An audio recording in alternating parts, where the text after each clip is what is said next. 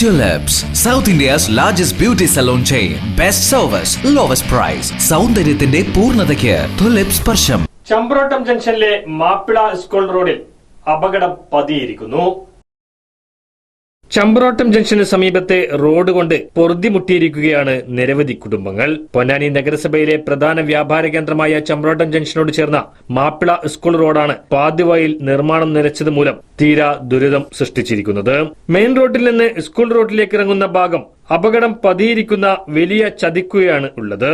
നഗരസഭാ അധികൃതരോട് പലവട്ടം പരാതിപ്പെട്ടിട്ടും പരിഹാരം ഉണ്ടായിട്ടില്ല.